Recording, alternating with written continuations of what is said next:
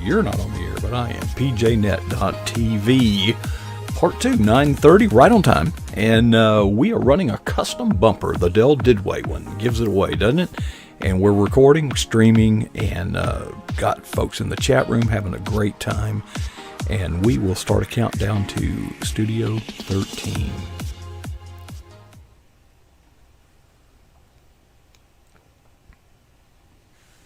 Well, good evening. Welcome back. For those of you who are here at 9 o'clock, it's great to do this night after night after night. If you're just joining us on social media or wherever you may find this, we are so glad that you have joined us, and we will not disappoint you, or at least not intentionally, because every Tuesday we do this at about 9:30 Eastern, and Dell Didway was our first tip of the spear, I would say, weekly guest. I can remember the day when PJNet were 2 programs a week. Okay.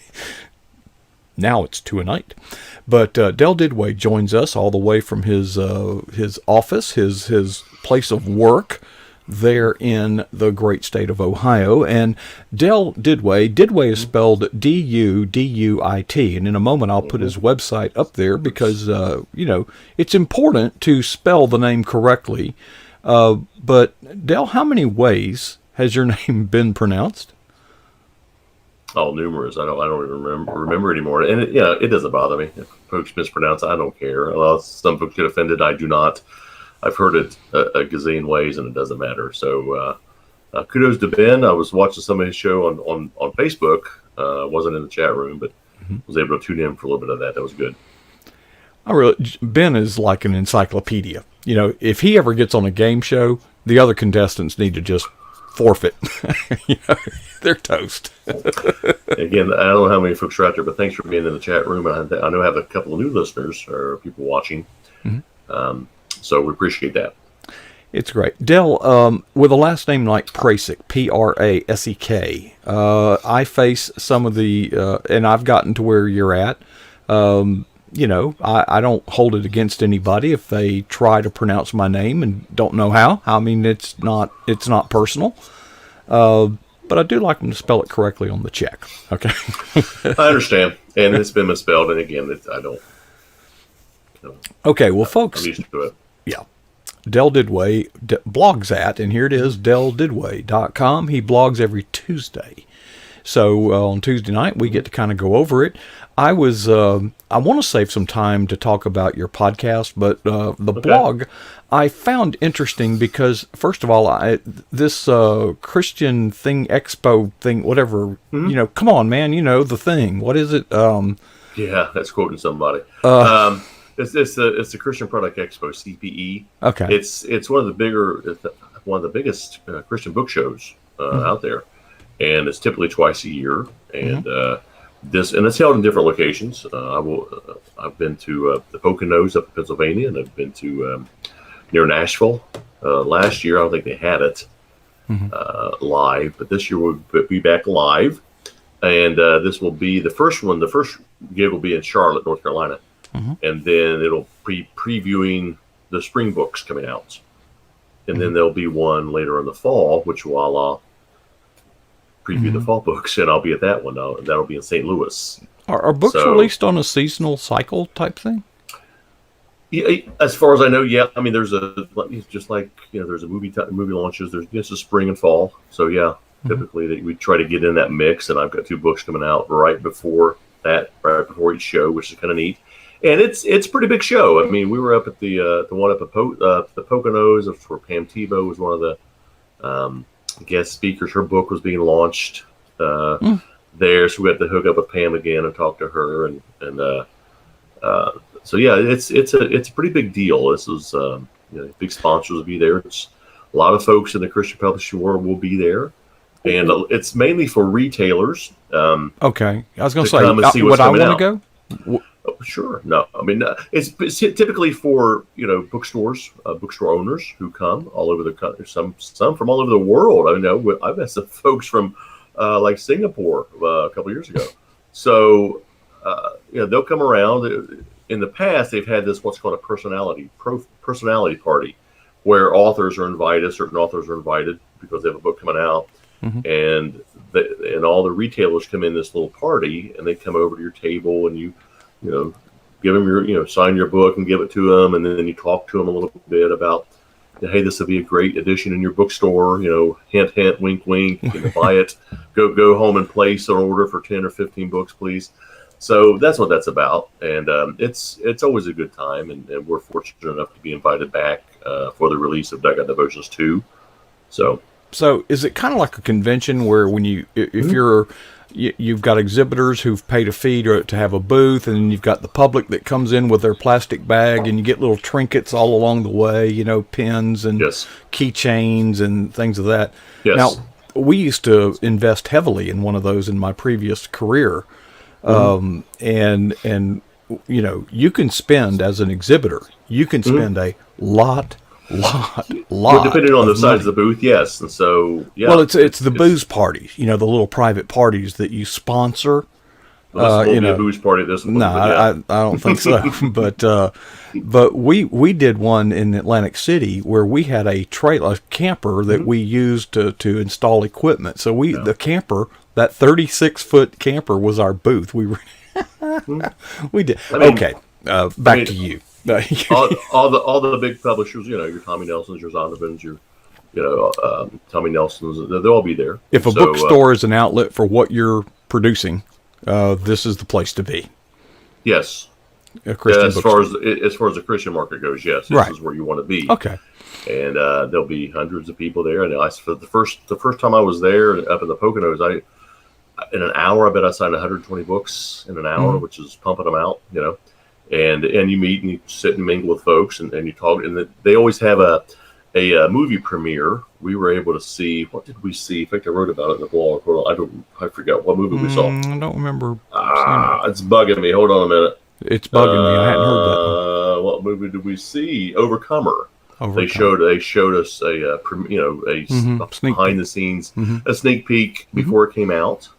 And it's just a little gathering there. There's nice dinners and things like that. So it's there's workshops and things like that for people to attend to as well. So your strategy is you're going to travel all the way from Ohio to Charlotte with 100 books, and you're hoping to sign some of these books and get them in the hands of Christian retailers. I will. Yeah. I got the impression that you're not a big. It's not a big deal to you, and you really are fascinated by the fact that people want you to sign their book. Right. Well, yeah. I mean, again, I touched on that in the blog because I'm around a lot of athletes, and kids are always wanting autographs, and I've gotten a few of them over the years, but and athletes they love doing it too because some of them like doing it, but they don't understand it either. They said, why does writing my name on a picture? What's that all about? So, well, it makes it more than just a souvenir you bought in the shop.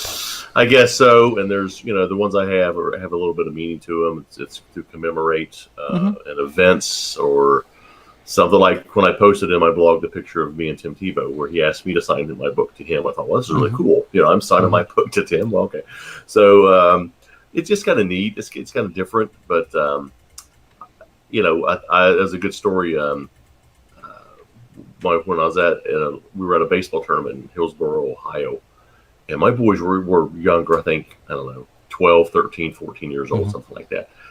And Paul O'Neill, who played for the Reds, won a championship for the Reds, and went to the Yankees and won 4.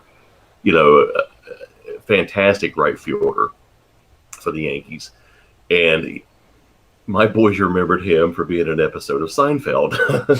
And they said, there's Paul O'Neill. He was in Seinfeld. I was like, he played for the Yankees too, So, by the way. And so he was in the dugout, and I kind of made my way down because I was coaching. I kind of made my way down, and I said, hey, hey, Paul. He popped out, and I said, my boys would love to meet you. You got a second? Yeah, sure.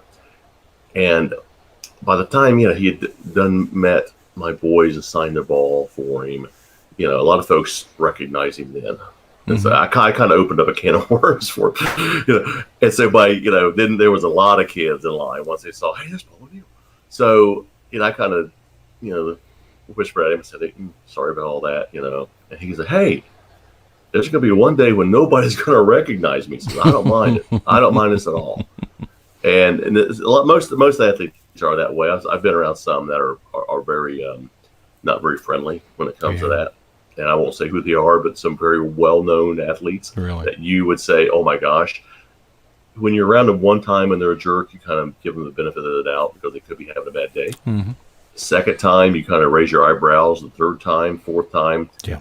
they're that way. They're that way. And and so I've met a couple of folks I looked up to. I'm like, really, you're that much of a jerk? Okay. Yeah. So anyway, you're signing your name to something, and everybody's starstruck, and it's neat, but it's kind of something I've never really understood. I can understand making it memorabilia, Mm-hmm. but I don't think this was really, if it was touched on, it moved on quickly.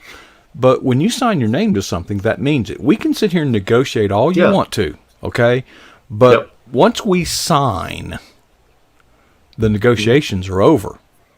Mm-hmm. And you, when you sign something, you're committing yourself to it. Now, you actually, I was not clear on, you went into the definition of the word, and it came out. Yeah.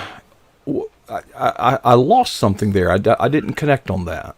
Well, there was no connection. I just thought it was interesting. I just threw it out there. It was from the ancient Greek word. So I thought, what in the world does autograph have to do with this? Mm-hmm. And I forgot what it meant, actually. What does it mean? I have to look at it myself. You're not up on your Greek. It means specifically. According to the Greek, specifically. So I don't know. I thought that was interesting. And I looked it up on a couple little other outlets, and they said the same thing. So that must be right. Must be true then, yeah. It's on the internet. Specifically, autograph means specifically in the Greek. So it's kind of interesting, I thought. So, anyway. But because when when things go to court, you're looking for what did they sign? Right. What did and I guess what makes something more valuable as far as autographs, and I've gone into a lot of autograph shops like out in Vegas and things like that. I kind of find those are cool, even though I don't buy anything. But you can't see right behind me. Let me turn right behind me. Let's see the other one here. You'll see. You can't see it. There's an autographed Sports Illustrated of Larry Bird. Mm-hmm. That I got like back in my first year as a sports writer. I was able to interview Larry, and again, I was in that fan mode and say, "Do you mind signing this?" Sure, I'll sign this. But Del, you now are faculty at writers' conferences. So I think this is a funny story because he signs a Sports Illustrated cover to me. Best wishes, Larry Bird, and I have it framed up on my wall. I was in Vegas, saw the exact same thing. I mean, almost looked identical to what I had, except my name wasn't on it. And that thing was selling for $1,000. Magazine cost $225. Mm-hmm. And I thought, I have that exact same one, but it was personalized to me. And so the more, I guess, rarity it is, the more value it is. Mm-hmm. And so something that Pete Rose signs is not going to be that valuable because he'll sign anything. And scarcity, supply and demand. Yeah, Pete will sign anything. So I've met Pete several times. He signs some things. In fact, I'll show you right behind me, or on my wall, right behind me, right up over here, on a big frame thing where you see Pete right there. That was when he broke Ty Cobb's record. He signed that. And it's actually in the bumper that we run before and after the program. So I'll let it run. I don't remember. Pete will sign anything. So. But it fascinated me because I have been in classes that you are the instructor, the professor, and you are teaching aspiring sports writers to don't do that. Right. Don't do that unless it's a legend. It's okay. Yeah. And sometimes, because if I'm in a locker room, I can get your credentials can be revoked. They'll see you get an autograph. Yeah. Well, if there's a rule, you need to go by the rules. They all have that rule. Rule. And there have been a couple times I've had an exclusive, like with Andy Dalton or whoever, and it's just me and him and the media guy. Right. Hey, and we're done. Hey, Andy, do you mind? And I always ask, hey, can I have him sign this to whoever? Sure. Yeah. So if you're not around a lot of people and you're by yourself, it's accepted. Right, but the professional part's over. But if you present yourself as a fan, you've lost respect as a professional. Right. And there's been times when after the interview, we've said, hey, can we commemorate this? And I've had a couple of athletes have said, hey, let's get a picture. Okay, sure. Oh, sure. And so we do. And if they do it, it's okay. If they say, hey, he can, it's okay. Sure. Then I won't get in trouble. I've never gotten in trouble before, but I don't do it a lot. I kind of know when, when it's taboo, when you better not. And so if they're watching you better not. So, Well, your blog makes that home run or that home stretch. It turns the corner and it gets serious because your name is your reputation. Your name is your brand. People. Right. And the thing that I have noticed about reputations that stand out in my mind, it's like a piece of glass. It takes a long time to craft one, but it can be shattered in an instant. And it's almost impossible to put back. And we were talking off the air about people that had just careers that were just really soaring, and they went down in flames in 5 seconds. Yeah, or even quicker, just like we were talking off the air. There was sportscasters. 3 seconds ruined his career. Thought he was off the air, and he was not. So, yeah, that stuff, you brought up Jimmy the Greek. What he very quickly it can just fall apart without any well, and just fall apart. I think the when you reflect, if you are living 2 lives, one on the air and one off the air, it's going to catch up to you eventually. I think. I don't know. I'm not doing that, so I don't know. I'm too paranoid. So it'll catch up to you eventually. You meet the wrong person, they're going to squeeze. They'll say something, but it could take a long time to build up and a few seconds to tear down. But if it does get torn down, you can rebuild it. It's going to take a while. It's you're facing a strong headwind on an uphill run. And there's things you can do to try for that. If you do have a good name, keep it. My gosh, people have worked hard for that. Well, value it, protect it. Yeah, and there's a lot to say for integrity and heritage, and so, my father wasn't a famous man by any means, but he was well respected. When he passed, I think it's one of the largest visitations I've ever been to, still to this day. It was just tremendous. All the people came out, and so he was well loved. And so, I've made my share of mistakes too, but nothing to the point where I have scandalous headlines, like that. So that's the thing. Like when Tiger Woods, made his fall from I won't say grace from this. Everybody in the world knew it.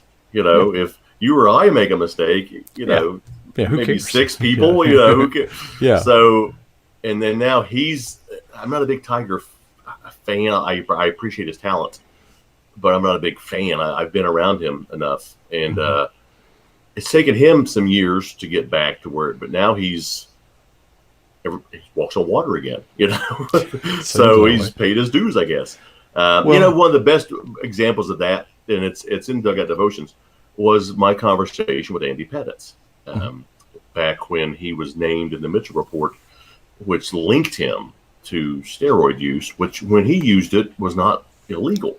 Right. And wasn't it prescribed by a doctor for medical purposes? But still was looked upon as cheating, even though it wasn't illegal at the time. And Andy, instead of when his name appeared, he thought, "Oh my gosh!" So what he did, instead of hiding, he met it head on, and he went to this is the Yankees, the biggest spotlight in the world. And Andy, I went down to Tampa and talked to him about it. He addressed the media flat out. He says, "I used it. I didn't use it to cheat. I used it to heal. And once I found out, I quit it." And just the way he talked about it, he was a sincere guy. Yeah. And he apologized, even though he really didn't do anything, quote unquote, wrong. Right. He accepted responsibility, says, "I'm sorry for this. I had no idea." And people believed him. And he kind of took a couple of hits, but it may keep him out of the Hall of Fame. It shouldn't, but it probably will. But fantastic guy, and to this day, he's still regarded as one of the most honest men of integrity there is. Well, a couple of points I wanted to make. Before, we've talked about signatures and autographs and things like that, but there was it was not that many generations ago that people were not literate. Right. And have you heard the phrase, "My Make your word art. is my bond"? Or sign your X. They They literally had to, make made some an mark. X. But Yeah. it gets down to your heart. It gets down to integrity. Can you be counted upon? Right. And I think the biggest problem or one of the big challenges that I face and many of the people that I work with face is we tend to want to please people, so we say yes, and then we have difficulty coming through on delivering it. And it's really something that I've had to learn to guard and because you're so eager, Yeah. Well, and you you're say right. yes to too many things, and then you disappoint just about everybody. And that's where some of these athletes, they'll sign a couple of things and they'll leave, and they leave 100 people sitting there. Phil Mickelson for the PGA always said he will sign anybody's after he's done, after the round's over. When he's going, when he comes out, he'll stay there till the last person leaves. Mm-hmm. Not everybody's like that. Yeah. A lot of them will just, there's a couple of players, one of the players that Yeah. this won't do it. I said that one time. I was able to leave right away because no one showed up. Yeah, I know.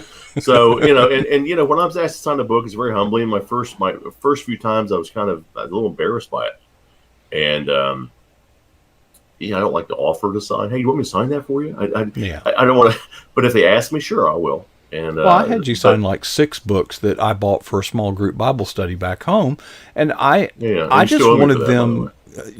I paid for the book. Paid cash, if I recall. The check bounced. I just wanted the recipient to feel that they had a connection, deeper than the words on the page. Yeah, and sometimes that helps. It really does. If somebody, can you personalize this, such and such? Well, it gives it value. I remember we were in the Cayman Islands, and I forget the name of the famous, China, the plates, Mm-hmm. Well, Lord, whoever his name was actually at the art, the place where they sold this stuff. And there was a couple getting married, so we bought that as a wedding gift.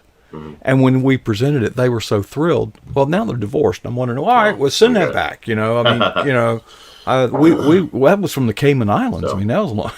Yeah. But so we'll be heading down there to Charlotte for a couple of days, and it'll be fun. I've got a couple of radio interviews lined up, and I'll be signing books for about an hour at the booth, and the books will be there for me to sign. I'll sign them and talk to whoever, and it's an honor still, and it's fun because I've met some good folks there. There was something I wanted to add in the closing minutes here. Is you at the end of your blog, you addressed issues of how to protect your name, your reputation, but then for those who have quote blown it, right. There's some pretty that's pretty depressing, because you feel like your world has collapsed around you, and you realize it's your fault. Yeah. Okay, or maybe you don't, and if you don't, I can't help you. But here's the 2 takeaways. God's mercy and grace is bigger than any sin. Any sin. There is no sin you can do that's beyond God's grace. Number 2, at a more secular level, it's never too late to do the right thing. Right, but if you do blow it, which happens, it's not a judgment call. It's going to take time, and you're going to have to do the right things. You're going to be under a microscope, yes, and you're going to have to put up with the heat, and you're going to have to apologize. You're going to have to do the right things, and you can't expect people to say, "Okay, I forgive you, but I'm going to watch you." So of course, there has to be restoration. Yeah, so it happens. It can happen, and so there's ways to get back, and they can get back. I'm not saying you can't. It's just going to take time. Okay, well, let's think about that a minute. That period of restoration, first of all, if you're the transgressor, you should expect that. You should welcome the opportunity to prove yourself again. Now, let's talk about if you're the one that has been transgressed against. Are you willing to accept a contrite apology, a sincere and contrite apology? The goal, I've worked with pastors who have fallen, let's say. And of course, the church wants to get rid of him. They don't want him out of the ministry. They just want him out of the ministry here. And I've always questioned that, saying, isn't the goal to restore his ministry? Shouldn't we be reaching out and help? It's tough. That's a call they got to make. And so I know. Well, it's he deserves whatever he gets, so to speak. But I wanted to make the point: we've got to. We should be willing to let others be restored. We need to be as gracious as God is, to the extent that we can. Well, some people forgive, some aren't. Who's to say? I mean, President Nixon, when he resigned, but they weren't going to let him back in the White House. Mm-hmm. So I know some ministers who have fallen have come back. Some have not. A lot of athletes who have fallen have not come back. So I have a policy. And I just saw this the other day where somebody was grieving on social media that the person, they'd apologized 3 times and blah, blah, blah. And I said, time out. I have a policy. I will apologize only once. Because if it's sincere, it should not have to be repeated. If it's less than sincere, you have to keep... I have to keep convincing you that I'm sorry...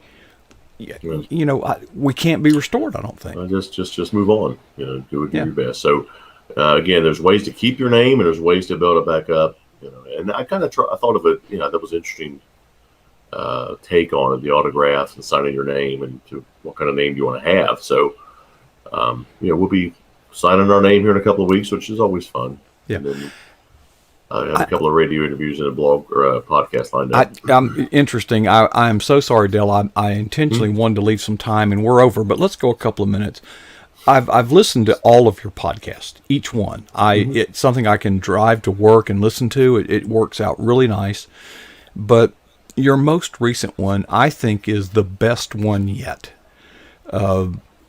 Not only in the content, but the delivery. Your pausing, your speaking skills are sharpening. They were always good, but that was a particularly interesting podcast because you struck balance.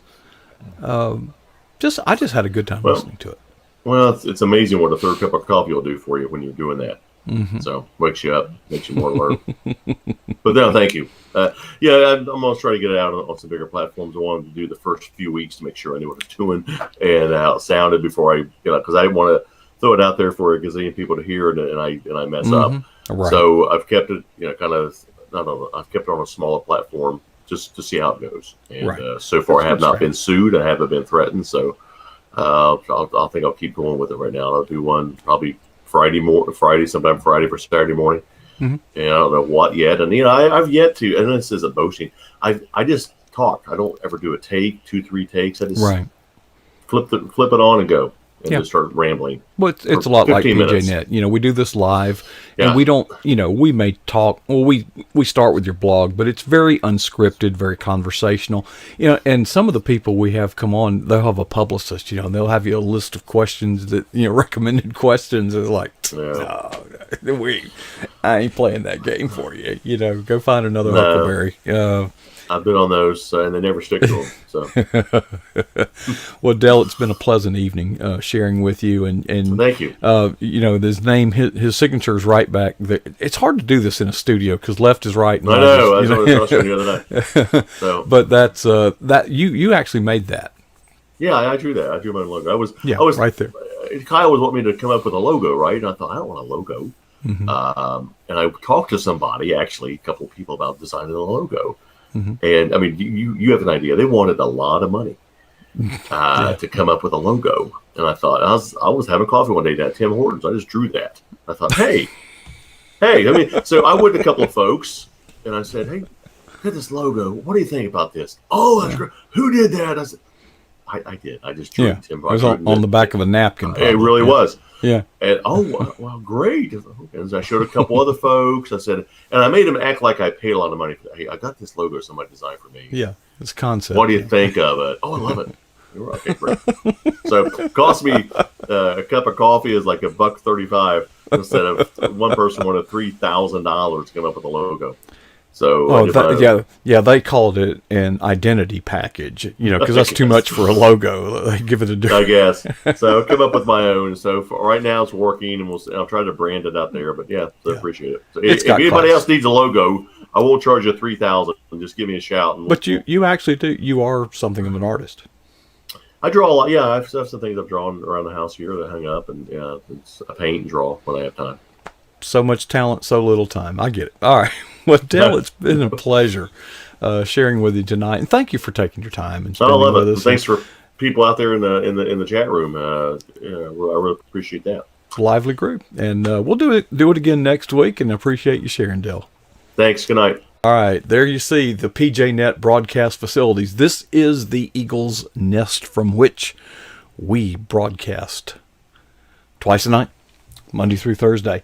Folks, what a wonderful time we've had tonight. I appreciate you sharing this time with us. I hope that not only have you enjoyed it, I hope that it has been challenging to you in some way spiritual. I hope that God has somehow spoken to you through the words said here tonight. I'll leave you with this. It's only 2 questions.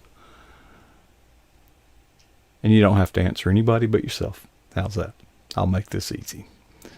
First question is, what is the boldest thing you've ever done for Jesus Christ? And the second question is, how long ago was that? I hope none of us will be satisfied with either.